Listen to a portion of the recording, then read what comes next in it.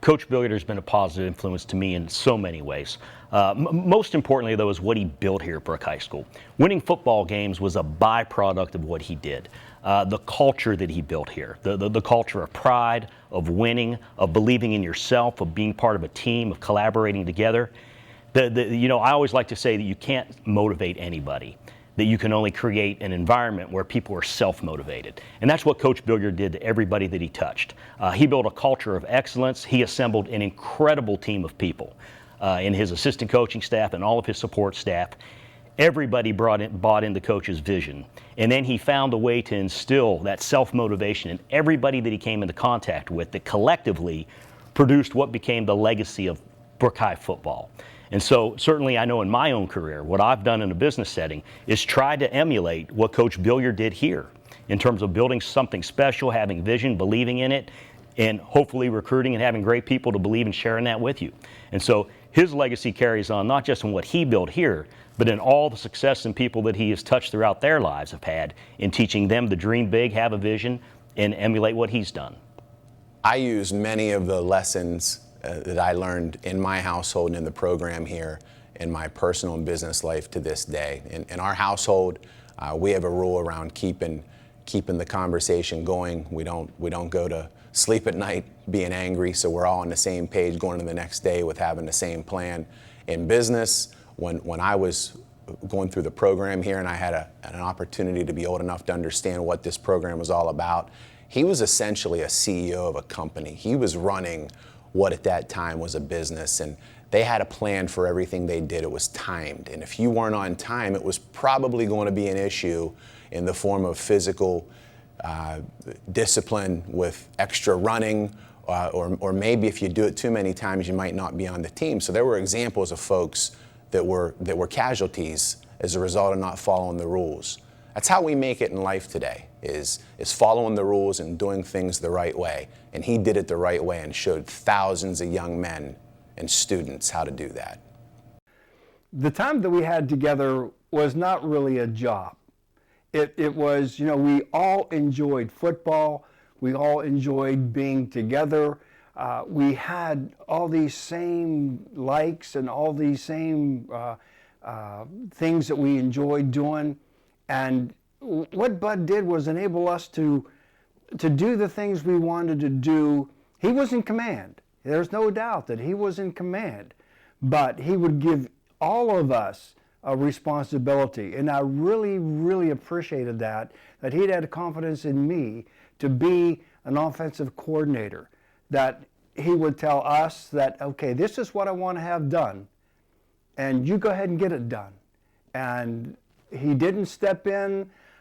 He said, okay, you do it. You do it the way you want to do it, and just get the job done. And he gave all the coaches a responsibility. He was in total command, but he was the kind of guy that had respect for his coaches. He expected his coaches to get the job done, and we appreciated that because it did give us a sense that we were part of that program. And we all worked together very well, and that was something that I really appreciated, that we helped each other out, we worked well together, and we had fun together. It wasn't a job. It was something that we wanted to do. We wanted to be part of that team. We wanted to be part of that program, and the kids were great. They bought into this, and it was just a great situation. We could go any place that he didn't know someone. I mean, we went to California one time, and we went to a place called Cucamonga, and there was someone in there that he knew. I always credit Coach Billiard a lot. Not only did he teach us planning, preparation, hard work, dedication, all those are so important, and our program at Brooke was always that way. I mean, it was a strict discipline regimen. We knew exactly what was coming every day, and we knew how to prepare and what to do, and I carry that over, like now with the car racing I do.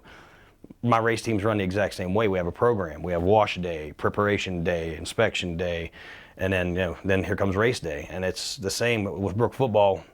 He taught us that everything was won through the preparation. Friday night was that's just execution. The game was always won in preparation. And my race team, we run things the same way. And everything in life, your job, everything you do if you attack it with that attitude, you've got a whole lot better chance. And but even more on top of that, with success in life, Coach just taught us so much. He gave us a confidence. He put such a confident air into us, and not to the level of arrogance, but we just, for so many years, I got lucky enough to play through the heyday of Brook football, where we were, just seemed like constantly winning. You know, we never walked onto a football field where I didn't think we were going to win that game. It may be a tough one, it may be a hard-fought one, but I truly, every time we walked out in that opening kickoff, we were going to win. And that's just, Coach bred that into us. And he pretty much lived my whole life that way. You know, he instilled into us to honor like your elders with yes sir and no sir, and being on time for things.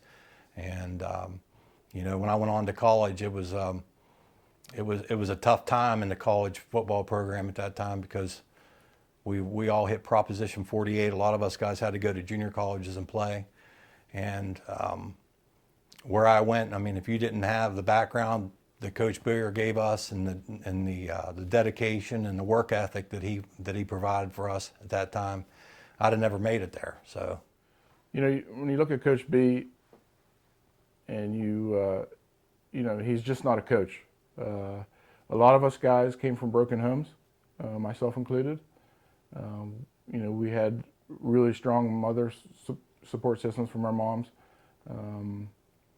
but we may have lacked a little, you know, respect, or a little, we weren't polished, or, you know, we had, maybe some of us had bad attitudes, I'll say. But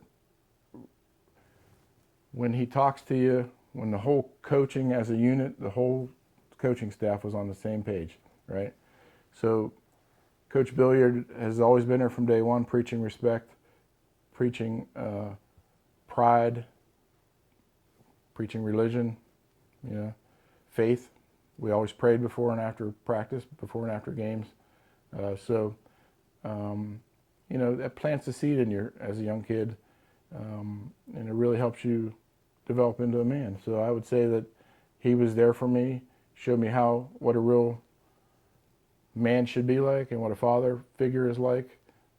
We witnessed it with how he talked to his kids and treated his kids, but across the board, he treated us all with respect.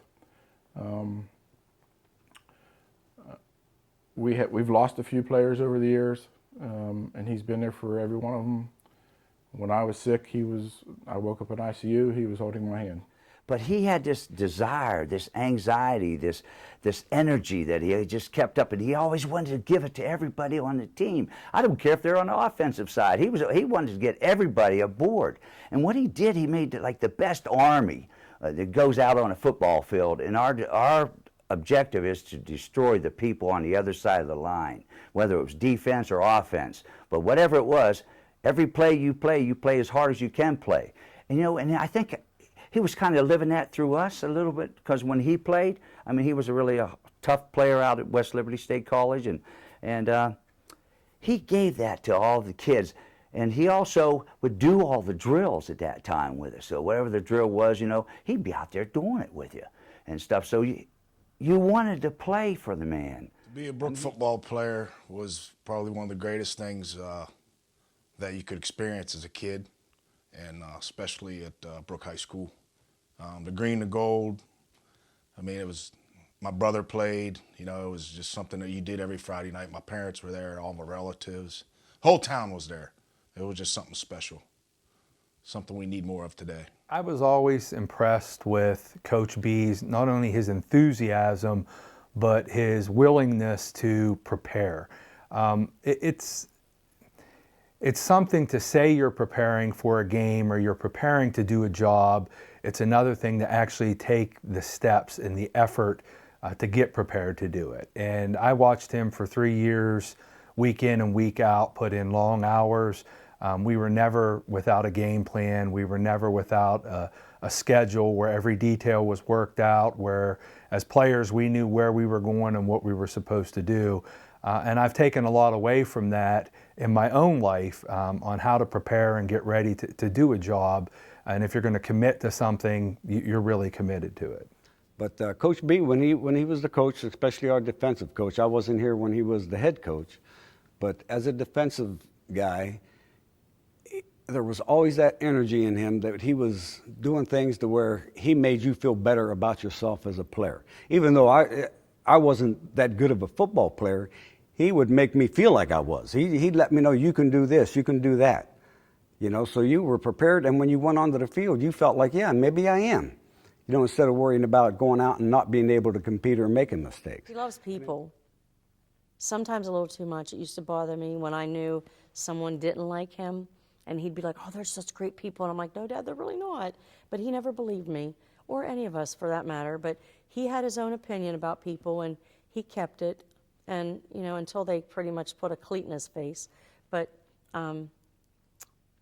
he's just a very great man. Yeah, Coach Billiard enabled me to see in myself that I could be a leader myself. That, you know, with working hard, anything was possible. I think that his persona and personality was the same all the time. If it was in his classroom, he operated the same way as if he did on the field. My dad took a lot of pride in the fact that he was a teacher, and he wanted kids to leave with something. He was very prideful in his lesson plans, in his testing, in the work that he gave each day, or the questions that he asked you. He expected you to be prepared in the classroom. And I think that also spawned off to, if you played for him, that helped you on the field.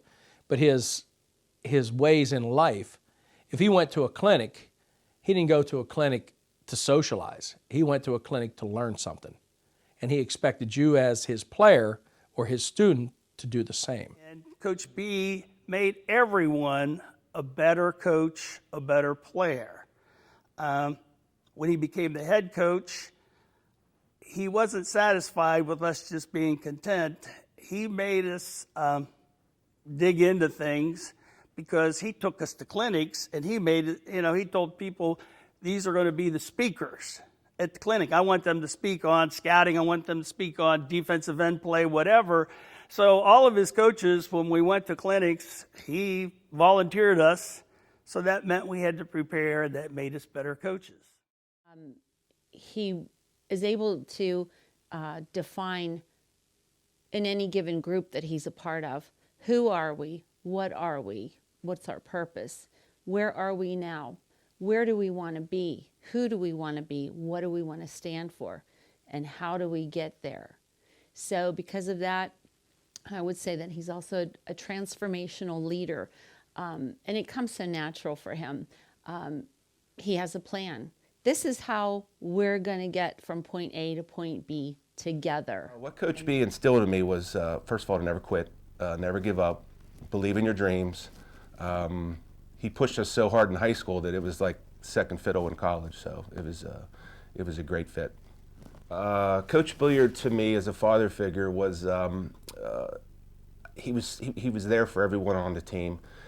We had kids from broken homes. We had kids that were just shy and innocent, and he brought the best out in them. He made people have pride in themselves, and it was great to see that. As a father figure for myself, I look more now as him as a father figure due to his devotion to his faith, his family, and his even with the local veterans, he has a great response with and does great things for those guys. So I think the people of Brooke County should be proud of Coach B, not only just for a win and loss, his record, but for what he did to the community. I mean, he had a unique way of bringing everybody together, and obviously success on the field played a big role in that. But I can remember, we were heading for a playoff game, downstate, and the old S. George building where the Dairy Queen is now, there's a sign that says, last one out of town, turn out the lights.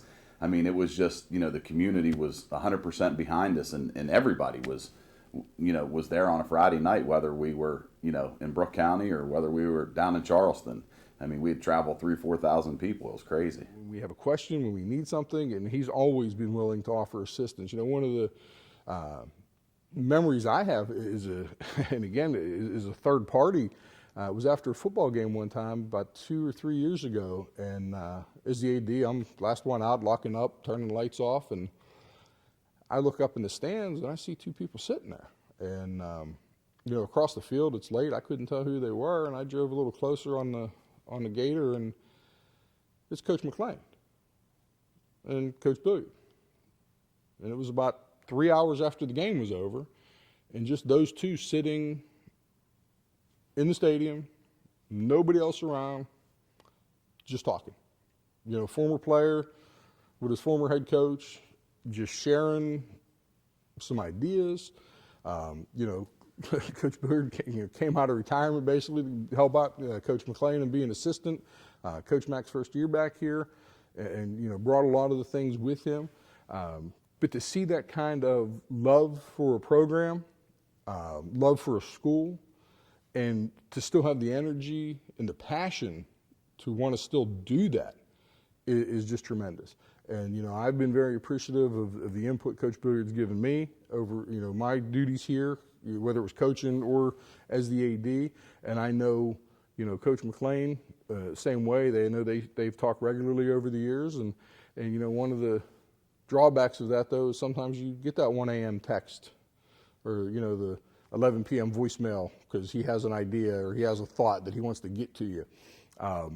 And you sort of chuckle when you see it, and then you read it and you digest it a little bit, and you realize, yeah, you know what, that's not a bad idea. Let's talk about that. Let's do that a little bit further.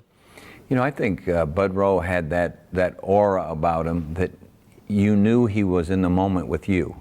So whether he's with one of his players or a visiting coach coming in to recruit his school, someone in the community, someone who he was volunteering for, when he was with you, he was with you. And you could tell that he cared about you and that he wasn't just spending time with you, but he was all in with everyone that he was around. And you know, he just had that special sense about him. I think everyone in Brooke County, West Virginia will be proud that they've got a winner who is on the name of their stadium. Not a winner in just games, because he won, you know, hundreds of games, but a winner in life and a person that impacted in his time with all those students and all those community activities. They know that they're represented by a winner.